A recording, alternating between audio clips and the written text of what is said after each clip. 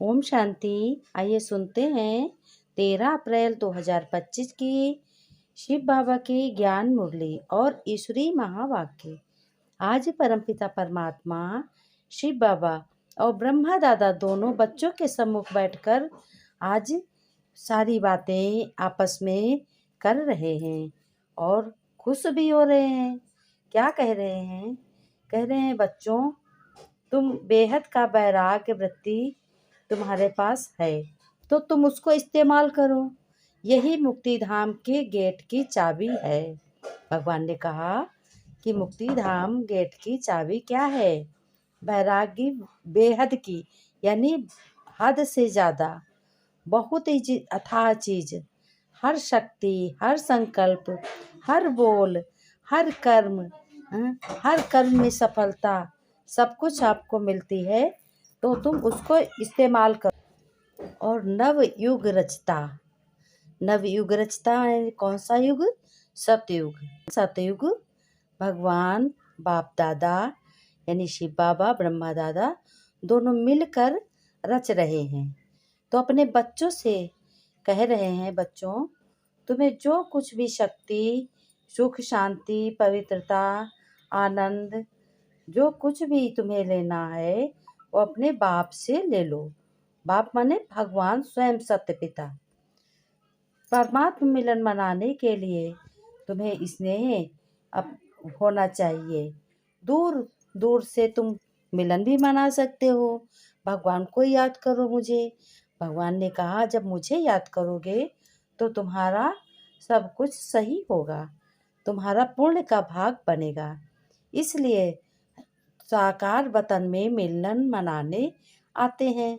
और क्या कहते हैं? ये भी कहते हैं कि बच्चों, दुनिया में तो सब लोग मुबारक देते हैं, लेकिन बाप दादा अपने बच्चों को नया युग और दोनों की बधाई दे रहे हैं।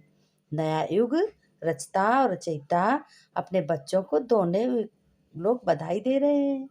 और क्या कह रहे हैं? नया युग तो बच्चों आप संगम पर सदा मनाते रहते हो। आप सभी बच्चे परमात्मा प्यार के आकर्षण में खिंचते हुए भगवान की याद में भगवान को बुला लेते हो, अपने में बांध लेते हो, प्यार हो जाता है, परमात्मा प्यार। लेकिन सबसे दूर देश से आने वाला कौन है? डबल विदेशी। ये तो फिर साकार देश से मालूम होता। भगवान ने कहा, आप सबके साथ जो है बाप दादा मिलन मना रहे हैं। बाप दादा सभी बच्चों को देख रहे हैं कि सभी बच्चे कितने प्यार से देख रहे हैं और सुन भी रहे हैं ज्ञान। तो चारों बच्चे सभी आज पदम गुणा मुबारक बाबा दे रहे हैं। मुबारक हो, मुबारक हो, मुबारक हो। बच्चों को तो नवयुग नयनों के सामने है ना, बस आज संगम पर है, कल अपने नव युग में राज्य करेंगे। नवयुग माने सतयुग में राज्य करेंगे। भगवान शिव बाबा कहते हैं कि तुम बच्चे सब कुछ जानते हो, ऐसा कोई भी अन्य व्यक्ति नहीं जान सकते जितना तुम जानते हो। गोल्ड दुनिया में तुम पहुंच जाते हो, भूल तो नहीं गए हो। सेकंड में तुम आ जाते हो। मन बुद्धि से तीनों लोकों की सैर, स्थूल, सूक्ष्म और परलोक, तीनों की अपने सैर करते हो। और मन बुद्धि से अपने काम करते हो, हाथों से कर्म करते हो। मन बुद्धि से भगवान पिता परमात्मा से की याद करते हो और मिलन मनाते हो। काम करते हो तो ऐसा लगता है क्या तुम्हें कि भगवान साथ है, पिता साथ है कि नहीं है? 12 बजे के बाद में दिन हो जाता है। दुनिया के हालातों को देखते हुए अब अपने विशेष 2 स्वरूपों को इमर्ज करो। वह 2 स्वरूप कौन है? एक है स्वरूप सर्वप्रति रहम दिल और कल्याणकारी, और दूसरा है हर आत्मा के प्रति तुम्हें बच्चों सदा दाता के बच्चे मास्टर दाता, विश्व की राजधानी, विश्व कल्याणकारी आत्माएं जो शक्तिहीन हैं, दुखी आत्माएं हैं, अशांत आत्माएं हैं, जो चिल्ला रही हैं, कह रही भगवान आओ, मुझे बचाओ इस कलयुग से। बाप के आगे, आप पूज्य आत्माओं के आगे पुकार रही हैं। कुछ घड़ियों के लिए भी सुख उनको दे दो, शांति दे दो, खुशी दे दो, हिम्मत भी दे दो। बाप तो बच्चों के दुख परेशानी को देख नहीं सकते, सुन नहीं सकते। भगवान कह रहे हैं, बाप दादा, क्या बच्चों आप सभी पूज्य आत्माओं को रहम नहीं आता है? रहम करो सब पे। विश्व कल्याण की सेवा तुम्हारे हाथों में है। मांग रहे हैं दो दो दो, तो दाता के बच्चे कुछ अंजलि दे तो तुम भी एक दूसरे को बताओ। बाप भी बाप भी आप बच्चों को साथी बना के, मास्टर दाता बना के इतनी विश्व की आत्माएं सभी मुक्ति दिलानी है। भगवान ने कहा कि चिल्ला रहे हैं मुक्ति दो बाप दादा, राइट हैंड को कहते हैं रहम करो। अभी तक हिसाब निकालो। क्या हिसाब है? हिसाब ये है कि तुम बच्चे से विश्व कल्याणकारी हो। हर एक बच्चे को अपने बाप दादा का राइट हैंड बनना है। कहते भी हैं ये भाई है, ये बेटा है बाप का, तो ये राइट हैंड हमारा है, सदा साथ रहता दुख सुख में। इस तरीके से भगवान के बच्चे भी भगवान के राइट हैंड हैं और बच्चों के बाप राइट हैंड है भगवान। तो भगवान कहते हैं ये सब तीव्र पुरुषार्थ करो। स्व की स्थिति में यानी आत्मा की स्थिति में भी 4 बातें विशेष चेक करो, तब क्या कहोगे तो तुम तीव्र पुरुषार्थी कहे जाओगे। पहले चेक करो कि निमित्त भाव है कि नहीं एक दूसरे के प्रति। कोई भी रायल रूप में मैंपन नहीं आना चाहिए, मेरापन तो नहीं है। भगवान कहते हैं साधारण लोगों में का मैं और मेरा भी साधारण है, मोटा है, लेकिन ब्राह्मण जीवन का मेरा और मैंपन सूक्ष्म और रायल है। भगवान परमपिता ने कहा यह तो निर्णय है, विशेषता होगी निर्माण भावना, निमित्त और निर्माण भाव से निर्माण करना।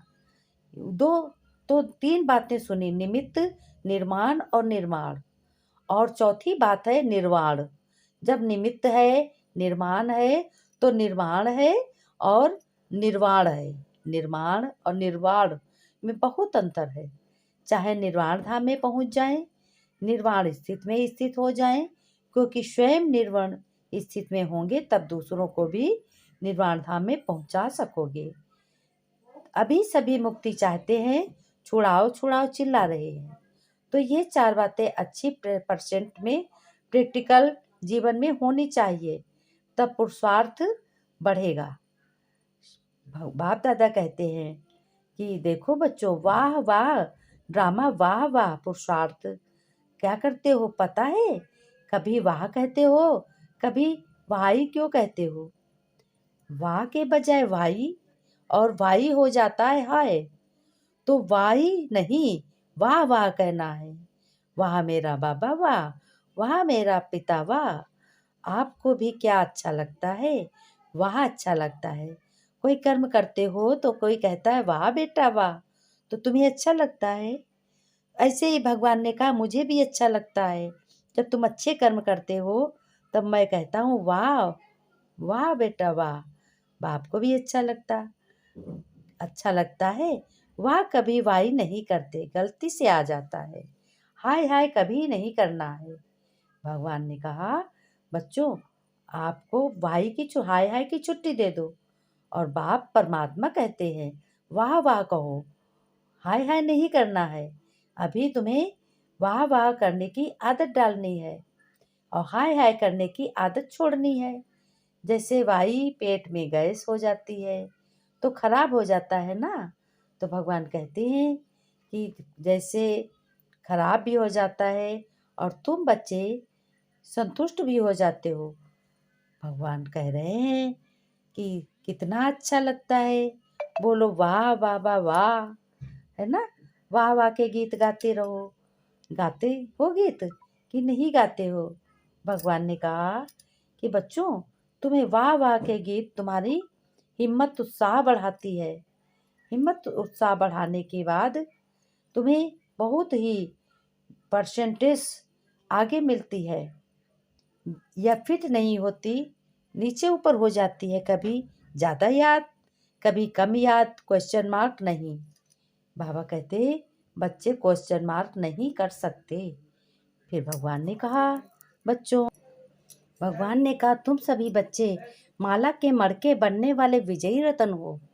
बाप दादा कहते हैं, नया युग की दुआओं के साथ साथ तुम्हें बच्चों पद्म गुणा थालियां भर भर के मुबारक हो, मुबारक हो। एक हाथ ताली बजाओ। भगवान ने कहा, अब बाप दादा दोनों बच्चों को वरदान दे रहे। क्या कह रहे हैं बच्चों, एकाग्रता के अभ्यास द्वारा एक रस स्थिति वाले बनाने वाले सर्वसिद्ध स्वरूप भव। जहाँ बच्चों एकाग्रता है, एकता है, वहाँ स्वतः एक रस स्थित है। एकाग्रता बहुत ही जरूरी है। एकाग्रता से ही तुम आगे बढ़ते हो। संकल्प भी एक रस हो, बोल और कर्म भी एक रस हो। व्यर्थ मन समाप्त होना चाहिए, व्यर्थ नहीं आना चाहिए, समर्थपन आ जाता। एकाग्रता अर्थात श्रेष्ठ संकल्प की स्थिति में रहना। जिस एक बीज रूपी संकल्प में सारा वृक्ष रूपी विस्तार समाया हुआ है। एकाग्रता को बढ़ाओ तो सर्व प्रकार की हलचल समाप्त हो जाएगी। सब संकल्प, बोल और कर्म सहज सिद्धि हो जाएंगे। इसके लिए एकांतवासी बनो। स्लोगन में बाबा ने कहा, एक बार की हुई गलती अर्थात सब दाग पर दाग लगना, इसलिए बीती को बिंदी लगाओ। तुम बच्चे भगवान के नैनों के नूर हो। तुम्हारी सफलता हर कर्म में है। घर गृहस्थ में खूब उज्जवल बन। अपने घर गृहस्थ की बहुत संभाल करनी है। ईश्वरी संस्कार सभी को बताने। ओम शांति। कल फिर मिलेंगे।